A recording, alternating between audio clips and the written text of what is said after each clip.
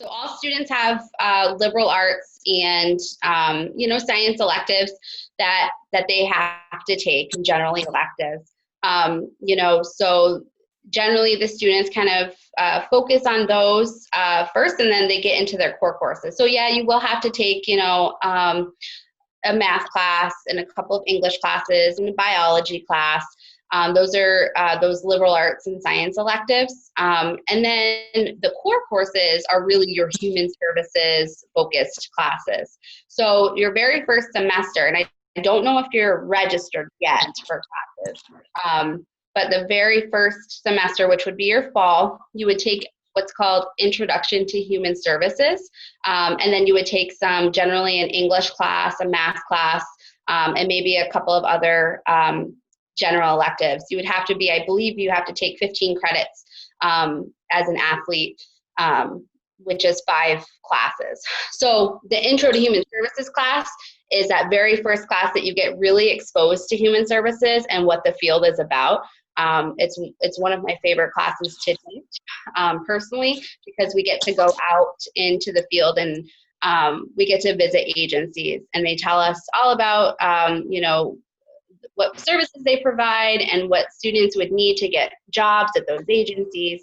And one of the things with human services is that we are very experiential. So we do have our traditional lecture classes, but we have our students go out into the field a lot, because you're not going to really be able to learn about what human services is unless you are able to apply some of that knowledge and experience the field. So students do volunteer work, they do shadowing, we go out, we visit agencies, and we have a lot of fun doing that. So that's something that you'll be able to experience that first semester coming this fall for that particular class. And then as you progress into your degree, you'll take higher level courses that still are very hands-on learning. So in every single one of the classes that we teach that are human services classes, we have some sort of experiential, project to really get the students in there. The very last semester, generally, students are required also to do an internship. So you get to choose an agency or an area of interest, and we help find an agency that offers those type of services, and then you actually go to the agency, and it's generally, it's 135 hours, so it's between 10 to 15 hours a week, and you get to do, to learn the ropes of that particular job, and to essentially work there unpaid. Mm-hmm. Yes. What do you think that you want to do? Do you have ideas about what kind of human services job you're interested in? Well, at first, it was more so about like I got into it because I was looking to go after junior college. I was looking to go get my master's in social work. Your master's in social work, is that what you said? Yeah. Okay, great. And a lot of our students do. I was just, I spent a lot of time the last couple of days tracking our students, and and of course, I'm a little bit biased. I'm a social worker, so before I started teaching full time, I have a background in counseling, so I was actually a therapist working with children and families and adults too, with mental health and substance abuse diagnoses. So that's kind of my background. But so I advocate for students to go into social work, because you can do so many things in that field. You can do advocacy, and you can work on policy, or you can do direct care, work. So we have a really great relationship with SUNY Plattsburgh, if you plan on staying around here, where a lot of our students are accepted into their social work program. And then many students go on to get master's degrees, including myself. I went to SUNY Albany, but sometimes people go to Syracuse University, or even beyond, depending on if they're staying in the area. So we have really great relationships with those students, and a lot of the faculty in our human service programs have master's degrees in social work, so they would be really great mentors for you if you decided to to do that to continue into that field. That was like my number one plan when I started researching human services. Mm-hmm. And our program transfers so nicely. So you would do, hypothetically, you do your 2 years here, and then you would do 2 years at an accredited program that's a bachelor's degree. So that's what I did.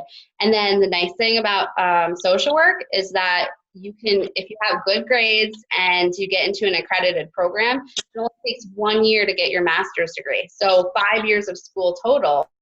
And with that master's degree, you can do counseling, you're qualified to do advocacy, policy reform, all of that kind of stuff. So compared to other programs, like if you wanted to do counseling, like become a mental health counselor, that would take, an extra year. So that'd be 6 years.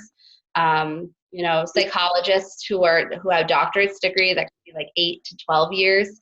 So social work is really, you get, a bang for, your buck, essentially, for money, but also time. And you could do so much more in the social work field. So starting with human services is really a way to go, because you really get your foot in the door in that field. Yeah.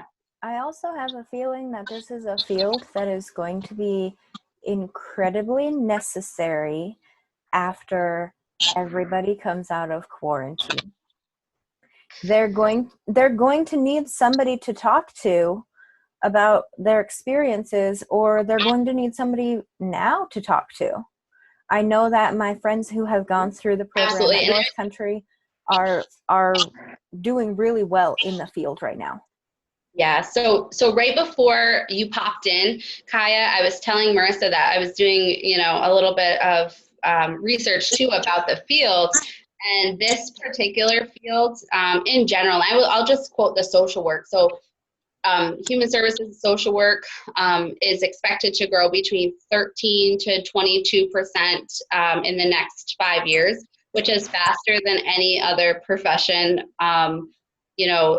according to the Bureau of Labor Statistics. So basically, you're guaranteed a job. And when I was doing my research, to see where our students ended up, 100% of the students in the last 5 years that I was able to get a hold of, which was about half of those graduates, either transfer to a 4-year school or have a master's degree. I have students who are now clinical directors of agencies around here that started here and then got master's degrees. So they either transferred and they're working in the field, or they immediately were hired upon graduation, because there's a high demand. And the demand is expected to increase because of some of the social. So basically, it's social workers in general are needed. And when I look at job postings for students and kind of just to see what's around, every day there's new postings for human service workers. So, and that's at every level, at the associate's level, bachelor's degree, master's degree, and then eventually, or essentially, the higher the education you get, the more likely that you're gonna get a higher level job, right? So you can get into administration, but also higher pay too.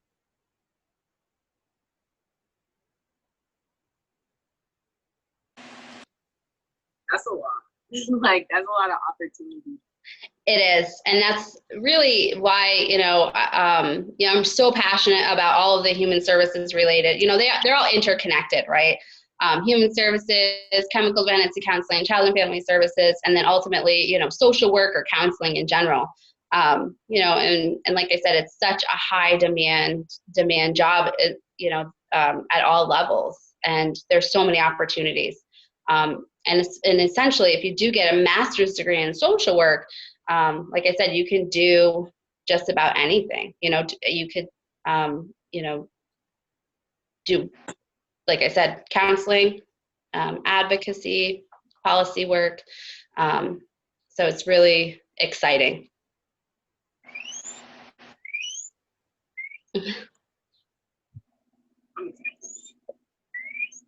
I'm just excited to see where my journey goes.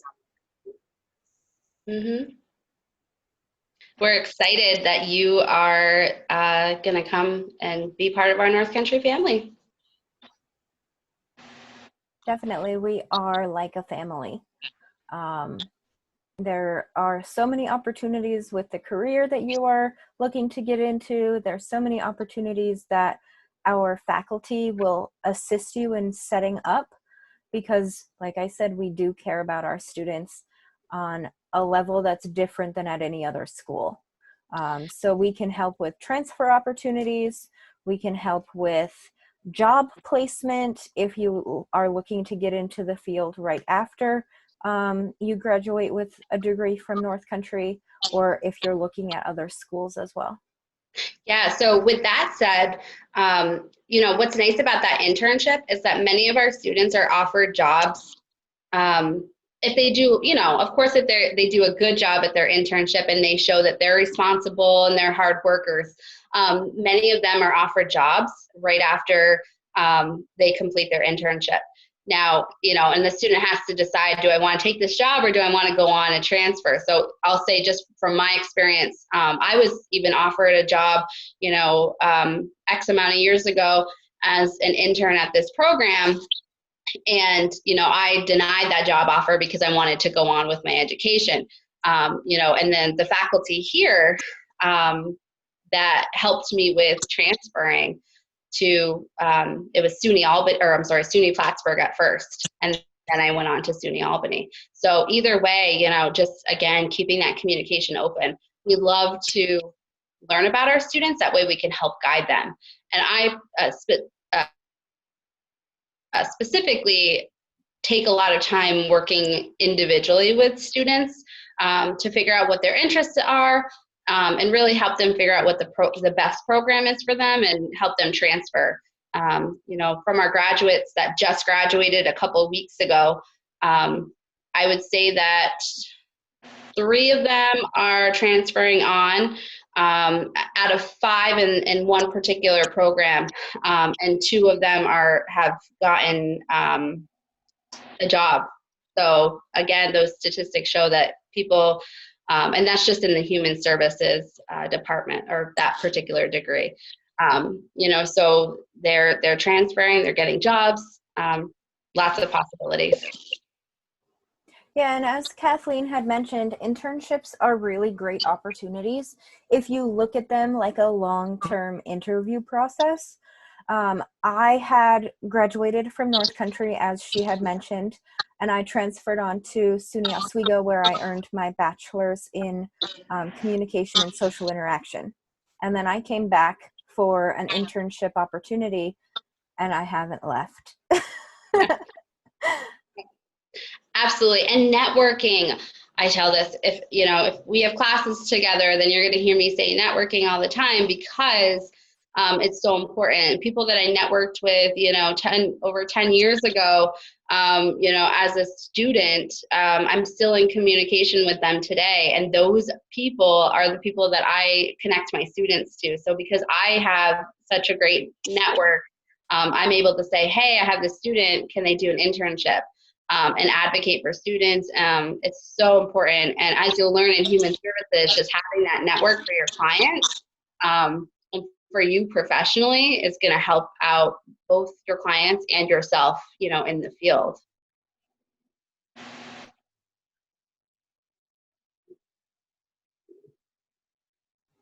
How are you feeling, Kaya, with all the information we gave you?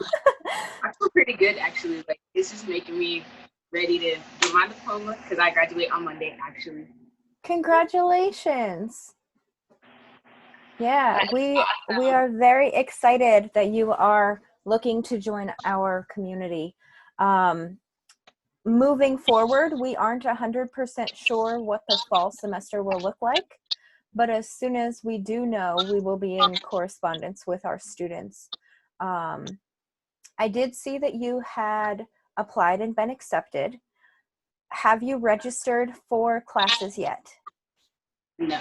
Okay, so I'm going to put a link in the chat for you. It is www.nccc.edu/confirm. And that is where you would go to confirm your enrollment for the fall semester. Once we get that confirmation from you, it's a form that you would fill out online. Once we get that, we will be in contact with our registrar, who will then link you with an advisor, probably Kathleen. Yes. I've been registering all the students, so it's really great that we're meeting ahead of time, and we get to chat a few times before you start. So it probably will be me getting you set up with those classes.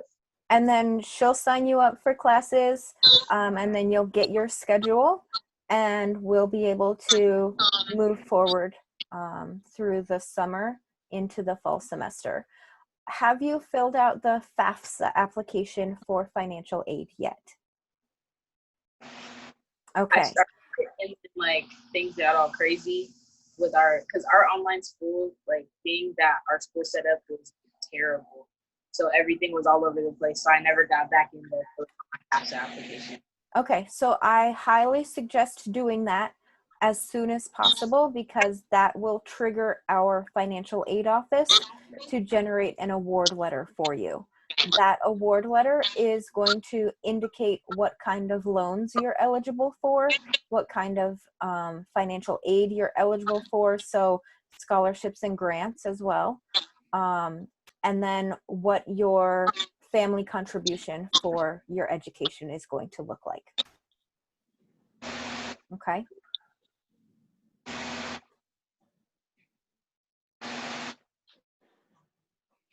Are there any other questions, Kaya, that you have about the program, or?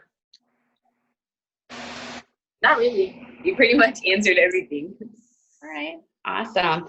And I imagine I've been registering. So over the last couple of weeks, I think I registered about 17 students. So, and we're continuing to get more and more students, which is super exciting for our programs. And so I'll probably be the one that will be reaching out to you to get you registered for classes. And between now and then, once I get the okay to give you a call, and we can do the registration through Zoom, we can talk on the phone, whatever works for you. And once we, between now and then, if you have more questions for me, then I'd be happy to continue our discussion and answer those questions. Sounds good. All right. I will be sending a follow-up email to you, Kaya, and I will add Kathleen to that email to make it easier for you guys to correspond with each other. Okay, that's fantastic. And please feel free to email me anytime. And when I call students, I also provide my cell phone number as well. So, so students, if they have questions, or if they've, getting ready to start the semester, if they have anything that they need to discuss, then I've been keeping communication really open to allow for students to feel comfortable and excited to start their fall semester. So have I. The number that I texted you from is my, I guess it's my work cell phone number now. I don't know. This whole work from home thing is weird because we created Google Voice cell phone numbers so that we weren't giving out our personal numbers, but I don't have a problem giving out my personal number either. So you have my contact. I will get you in contact with Kathleen. So then communication is open and available because that's what we do at a small school. All right. We are excited to have you. Yes, we are. Yeah. So if you don't have any other questions, go on and fill out your FAFSA. Go on and fill out the confirm form, and that'll trigger everything else. Okay?